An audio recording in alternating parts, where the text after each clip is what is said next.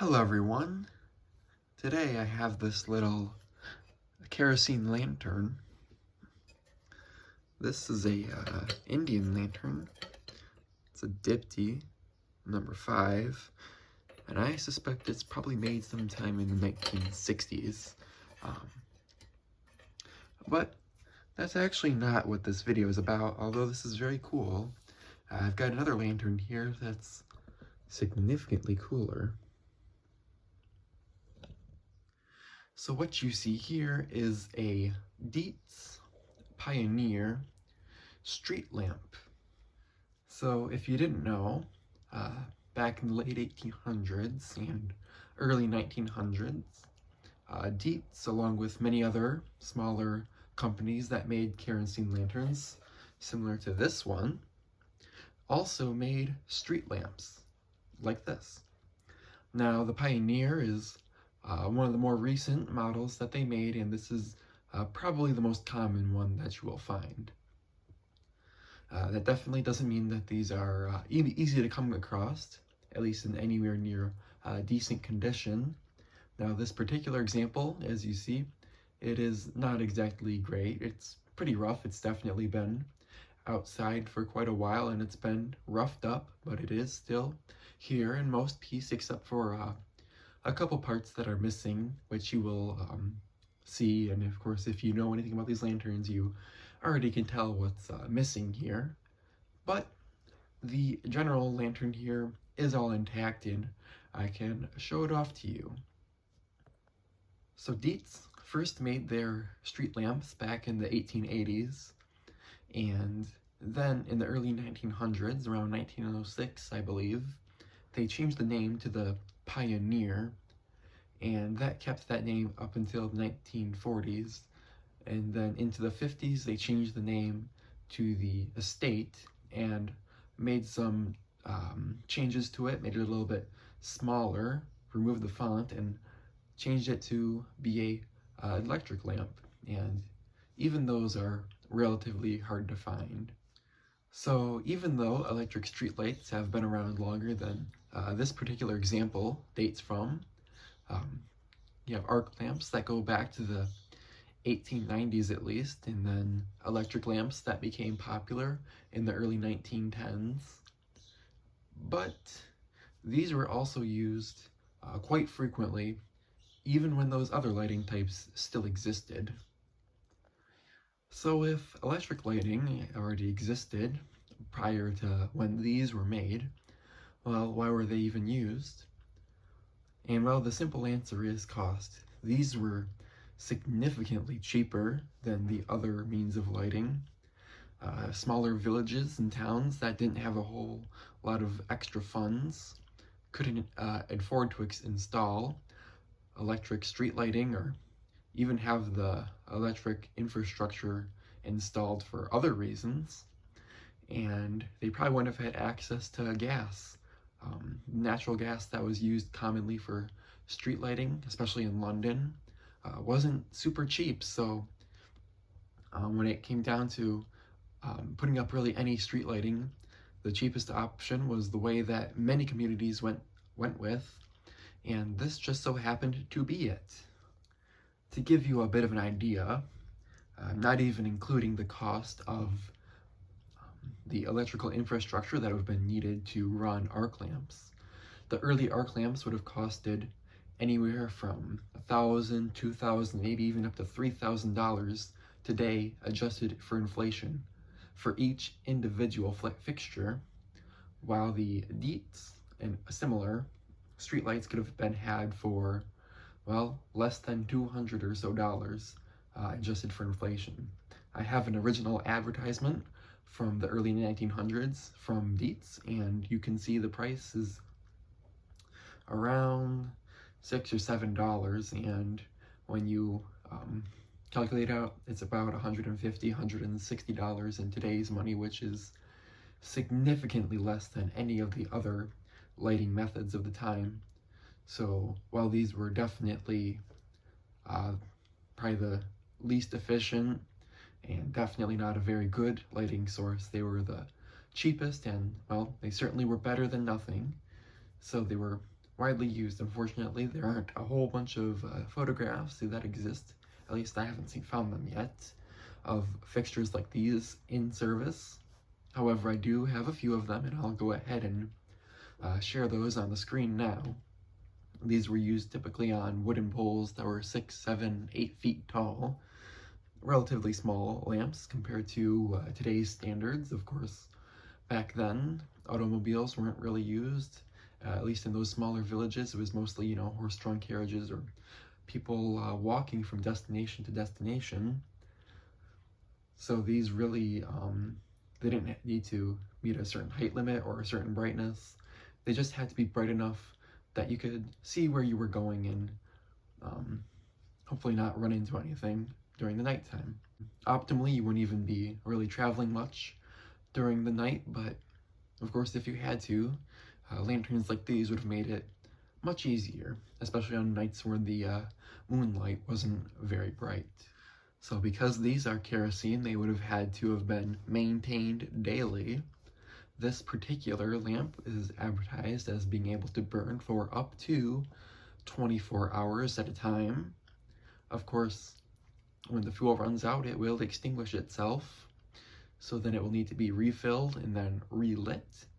So generally, you would have a lamp lighter, same as with the early gas lamps, that would go around every evening and fuel and light each lantern just before the sun went down. And then sometimes they would have to go back through in the morning and extinguish those same lanterns. However, this particular one offers an auto extinguishing feature, which we will take a look at. However, I'm not too sure on how effective that mechanism is, but I'll talk about that a little bit later when we get to it. So I don't really have a whole lot, just general information to share about this fixture, but I will say I did find this at an antique store for about an antique store price. Now, these lanterns are definitely not cheap when it comes to the general lantern market. These are not the cheapest lantern you can get. They usually run, you know, a few $100 at least, and if you find them in real nice condition, they can go up into the thousands of dollars depending on the model, not just these the Dietz ones, but the other smaller, more obscure manufacturers. So I was able to pick this up, and it was definitely not cheap. This is probably the most expensive lighting item that I've picked up thus far, but I do think it is really, really neat, and given how big it is, buying something like this online is kind of scary. Getting it shipped, especially with that very large glass globe, the metal is pretty fragile, so taking it through shipping, if it's not packed properly, could be a disaster. Now, luckily, these particular ones aren't super rare. The globes aren't very hard to find. They're, you know, 40, 50, 60 bucks on eBay. So if that did break, it's not the end of the world. That's a relatively easy part to source, but everything else here, the frame, the burner, the font, that's all stuff that is much harder to find. Now, mine is missing a couple parts. There's a match holder that would have been used. There's a, notice on the right side, maybe, there's a little holder where the match would be kept, or the match holder would have been kept. Now, mine's missing, and a lot of them are missing. It's a separate piece that's completely separate from the lantern. It's only just held on that little groove there, so it's actually very hard to find those. So the majority of these that exist don't have the original match holder. You can get reproductions made, but the original match holders are very far and few between. Now, on the other side, there's a piece missing that I would like to get replaced at some point, which is a piece that would slide right here, which is a globe lift, a piece that would actually hold this globe in place up above the font so that you could maintain it. I don't have it on my fixture. It unfortunately did not come with it, although it's not a super hard piece to come across, and there are reproduction pieces that I could purchase if I so wanted to, and they're not super expensive. It's a fairly simple part. It's just a piece of sheet metal that's bent into the shape of a hook that rides on those rails, and we'll take a peek at that when we get into the in-depth view. So one thing that's really cool about these is that they are very large for a kerosene lantern. Obviously, compared to other streetlights, they are quite small, but for people that collect kerosene stuff only, these are huge compared to really anything else. And just to kind of show you, I've got my standard kerosene lantern here. This is what you kind of think of when you think of a kerosene lantern, and perhaps I'll do a video on this at some point. But if I just set it up here across next to this street light, you'll notice just how humongous that is. Just the globe on this street light is just about as big as the entire lantern, the portable lantern. Now, Dietz also made this model and eliminated this bottom section and just made it into a flat base, and they put a candle on it just like this one has, and they were sold as hanging street lamps. Now those are a little bit harder to come by than the post mount ones, so they're a little bit more valuable, but I just don't know. I think that the post mount ones are really neat. I'll have to see these mounted on their posts, and now I would like to make a post display for this particular lamp. If you notice, I've got it on a little stand right now just to keep it from falling over, but I would like to eventually make an actual display. I think that would be really cool, so perhaps I'll get onto that, and if I do, of course, I'll make a video showing it off. But for now, this is how I've got it set up, and it works. So now I'm going to take this off the tripod here, and we'll move just a little bit closer. So I don't really know where to start, so I guess we can start at the bottom and work our way up. Here is the bottom piece, which there's this little lip that extends around the base, and this is kind of a thing that's around the lantern everywhere, but this actually traps moisture, so you notice it's pretty rusty and brittle, but these have a little channel here that would collect water, and of course that would accelerate rust. So this is not the greatest design, and these are often very rusty. Now here's the post piece. It's tapered. This is the part that actually slides onto your post mount, and now because it's these are mounted on usually wood, which tends to hold moisture, these are typically very rotted out at the bottom here. Luckily mine is structurally intact. Here you can see the stamping on the bottom. It says Dietz Pioneer, New York on it. Very nice. And then there are some nice supports here coming out the side. And then attached to the supports are a couple of tabs, you notice. And those tabs interlock with tabs on the font that hold it in place. Now you'll notice here this one is bent downward. It really probably should be just barely resting under this other tab here, but I'm not going to mess with it. And then the other one is actually sitting on top, which it probably shouldn't be, but I'm going to leave it like that for now, because being like that is the only way I can get this thing to sit level, and in all honesty, I don't really care. I don't want to risk damaging it by messing around with it too much, given that this thing is about 100 years old or so. Now, we come up to the air tubes here, and when we take this apart, you can kind of see how it works, but these tubes here are hollow, and they allow air to travel through them, which is what feeds the flame. Now here you can see that little holder here. This is what I was talking about. This is what holds the match holder. The match holder is just a little metal tube with a handle on it that has a little hole in the end that you can stick a match into. So yeah, obviously you can hold a match at a distance. It was just used for lighting the lantern. Continuing up it here, I'll move over to the other side now. Here's the rail where that globe lift would have sat. You can see kind of the shape. Yeah, now the globe lift would have had a little notch in it that would have fit the bottom of this glass globe. Now, obviously, I can't show you what that would have looked like, but it's really just a piece of metal that comes out and hooks under this globe.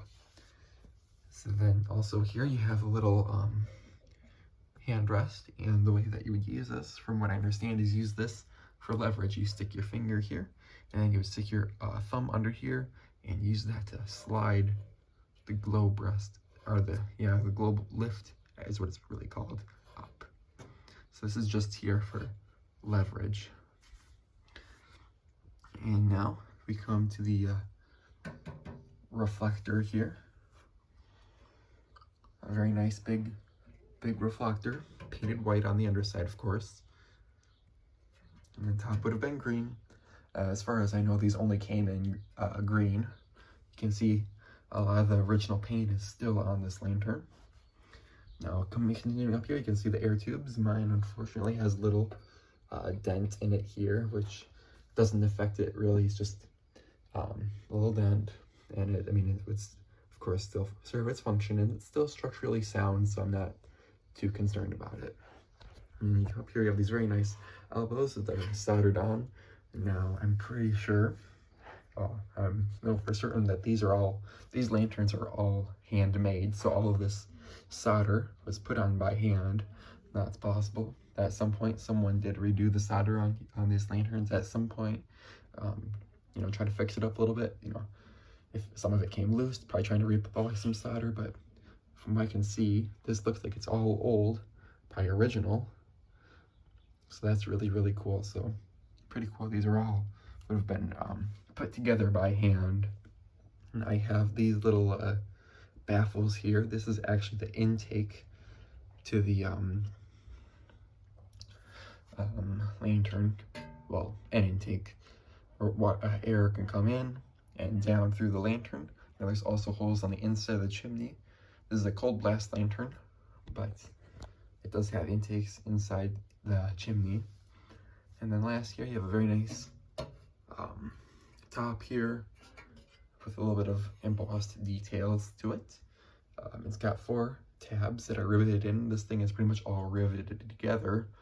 So to take it apart, you'd have to get those rivets out, drill them out, and then replace them, which I don't plan on doing.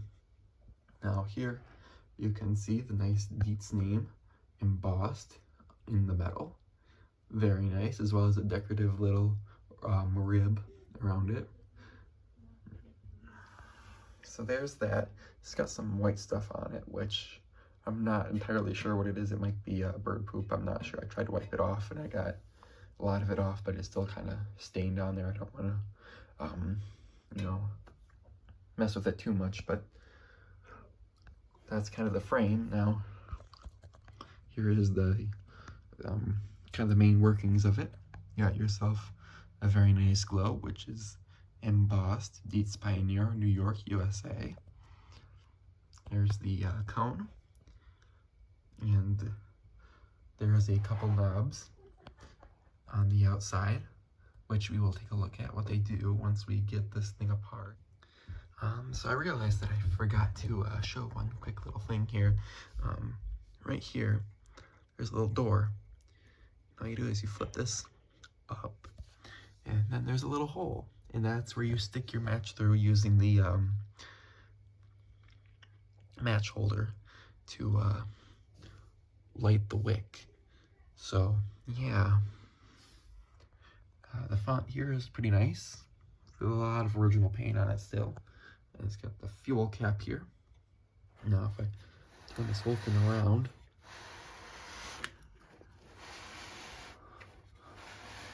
on the back side here, it's pretty plain. It does say Dietz Pioneer. You can see the seam where this base piece was connected.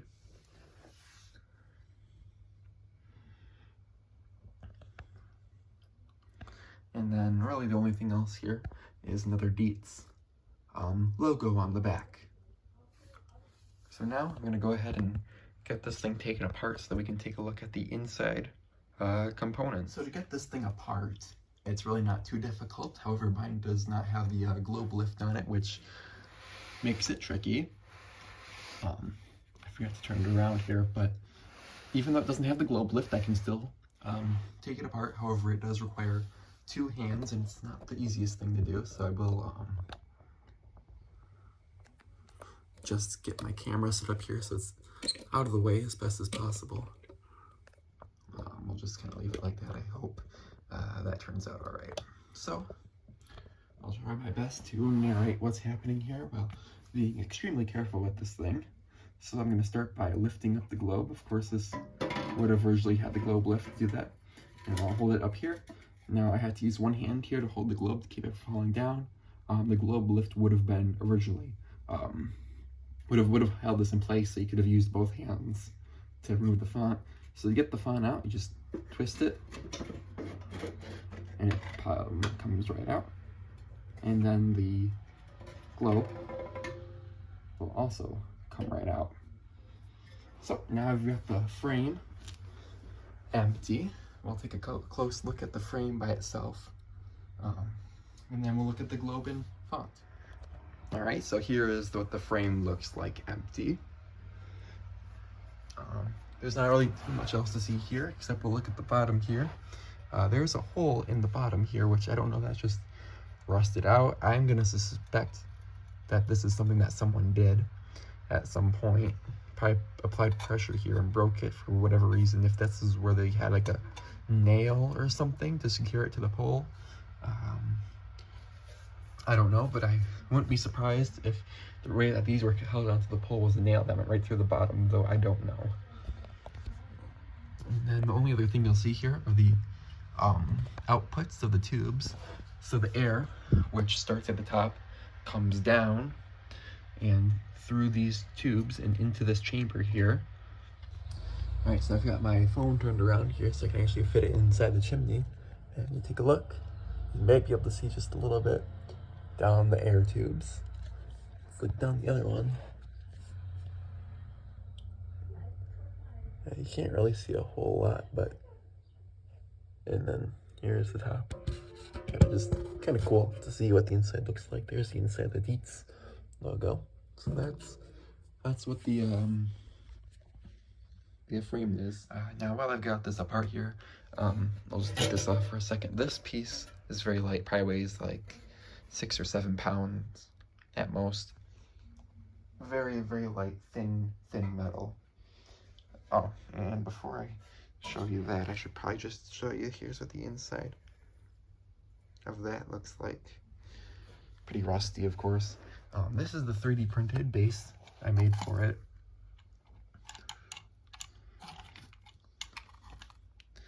I left a little notch out there for a power cord, should you want to add one. I might end up electrifying this lantern because I'd like to be able to use it, and I don't really want to use kerosene given the condition it's in. I don't really want to risk damaging it.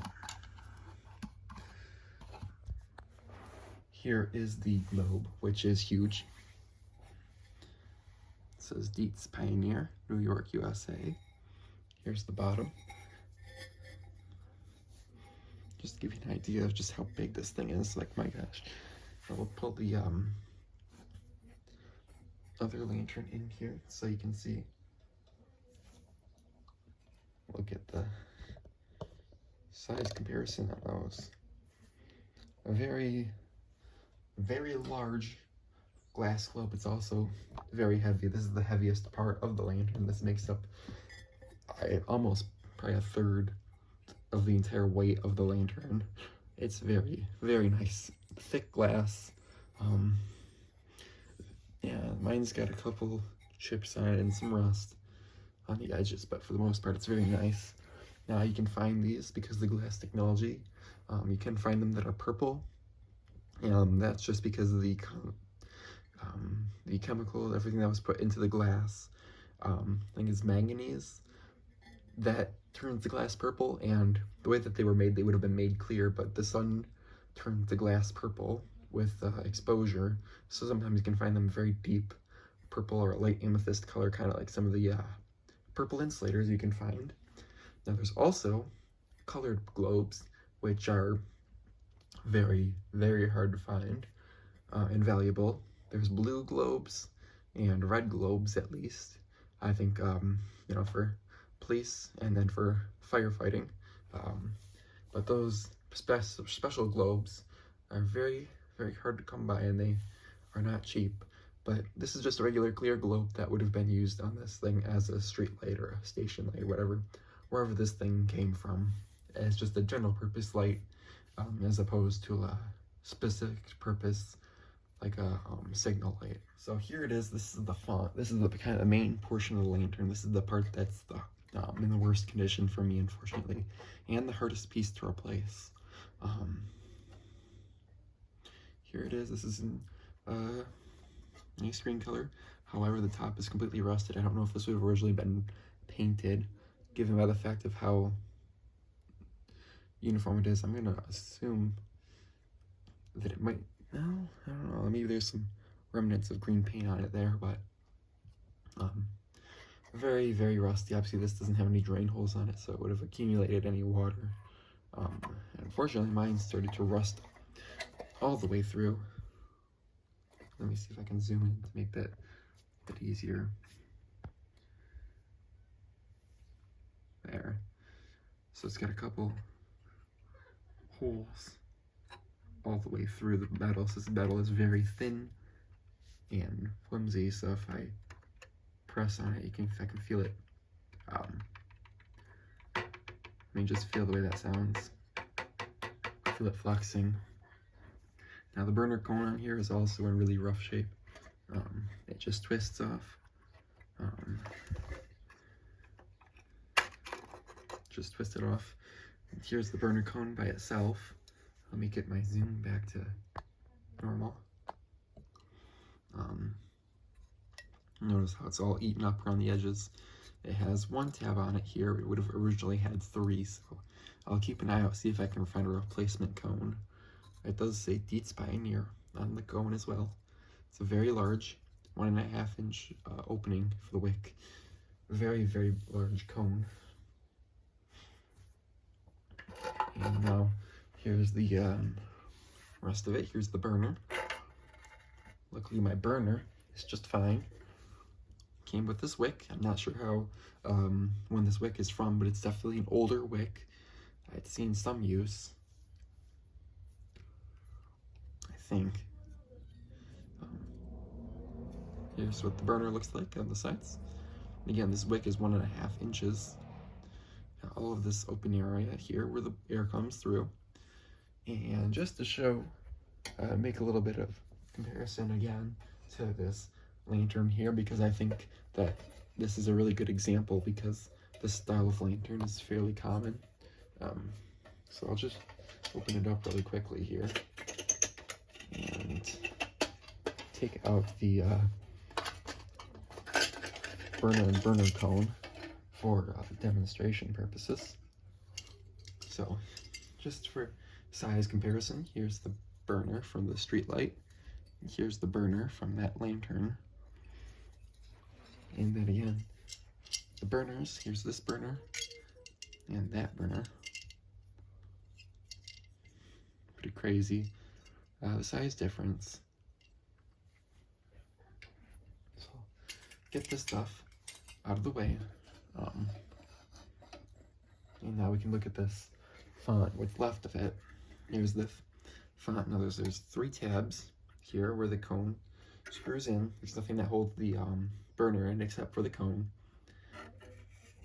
They do a dual layered piece here. This is actually the top of the font. For whatever reason, it's got 2 layers to, I know why, but it does have 2 layers to it. This is the inside of the outside piece of the font, and then this is a separate piece of metal, which is meant to give you this nice open area here around the font where air can travel through. And you'll notice there's a hole there, and 180 degrees, there's another hole.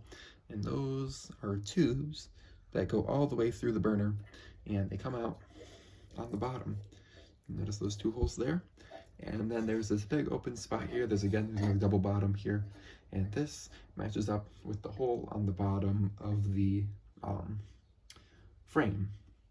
So the air that comes through the air tubes, through the bottom, that main housing area comes through these tubes inside the font, travels through the font, out through the out through these holes, through this open channel here, and then through these holes to the flame. So it's a very long path, but it works. These lanterns were very, very popular. This design works very well, and part of the reason is that very long travel distance from the outside air, the intake, to the burner adds a lot of cushion. So that allows, when, like, especially on like windy days, that reduces the impact on the flame. Obviously, on a windy day, a typical oil lamp would just burn out, but given all of that extra dampening, these can exist in quite windy conditions and remain lit. So we'll just take a quick look at the inside of the font. Now it's pretty dark, but you can kind of see inside. Mine's not super rusty. I could probably light this thing up. I might at some point, but I don't plan on doing it at all regularly. Now, what we've got here is the fuel cap. Let's get a little hinged. Please focus. The little hinged lid comes right up, and that's where you can add fuel to the lantern. Close that up. Nice click to it. And you'll notice here that this is a seam here. So this whole piece here actually is removable. It's been soldered in. This solder actually broke, unless that was just paint holding that in. I'm not entirely sure. But I'm presuming it was soldered that broke free a little bit. So this piece could actually be removed. So if I find a replacement, I could replace this because it is very rusty. Anyway, let's get back to this. This knob here is the second knob, and this is the timer mechanism. You might be able to see it says Dietz, New York, USA under the paint. Okay, so this is the timer, and what you'll see here is when I twist it,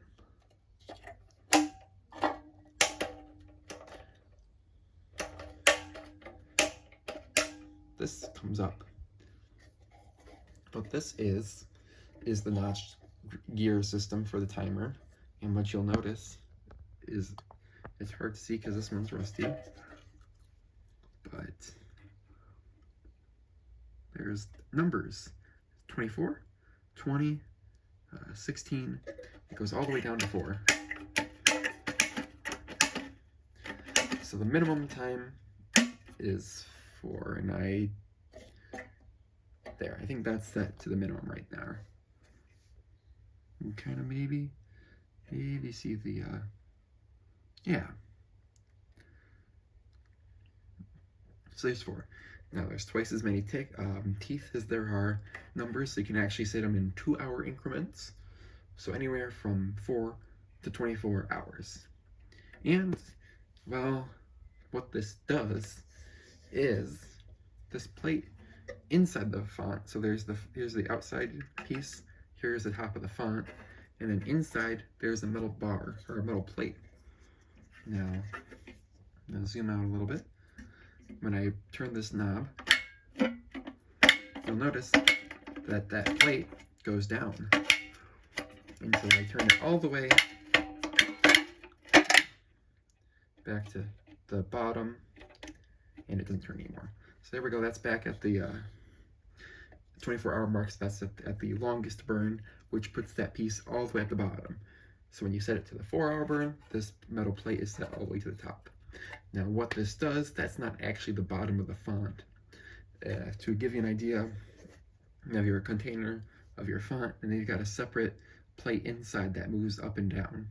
And what that does is it limits the amount of kerosene that the wick is soaking in. So when you move that plate up, the wick moves this wick piece up, so then it will not burn all of the kerosene. So when you have it set to start, say, burn for 12 hours, it'll only burn half of the kerosene before it extinguishes. Obviously 24 hours and it'll burn everything. So here's the wick razor. Here's the thing real quick. I forgot to show that this, all you do is you twist this and it moves this up and down. That's how you adjust the flame and the brightness of your lantern. So I'm going to go ahead and get this thing put back together.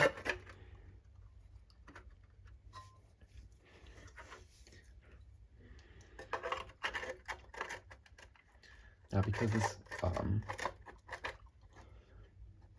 piece is damaged, unfortunately. Alright, so I got it snapped back on there. It just kind of snaps on. Not what it's supposed to do, but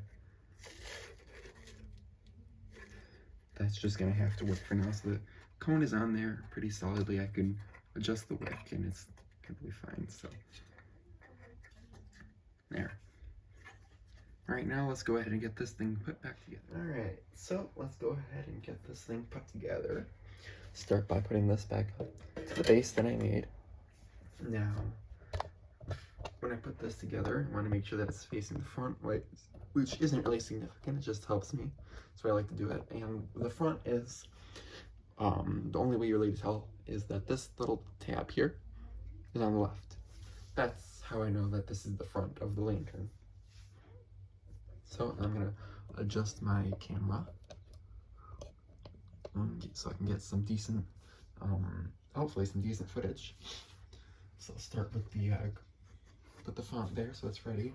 So I'll start with the globe here. Hold the globe with my right hand and start by sticking it into the fixture.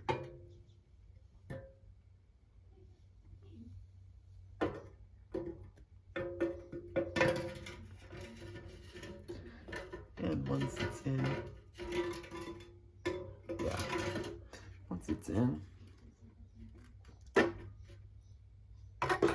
get my font in. Alright, the font's in. To lower this thing back down. And make sure that it all lines up appropriately.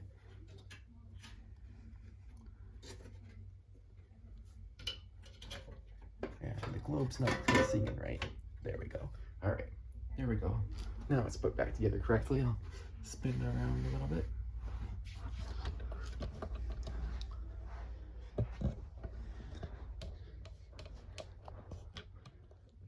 Alright, so that's really it for this lantern. It is really, really neat, I think. I hope you guys have enjoyed this video. If you have any questions, go ahead and post that in the comments box. But I don't really have anything else to say on this, so I hope you guys have enjoyed the video. Thanks for watching, and bye for now.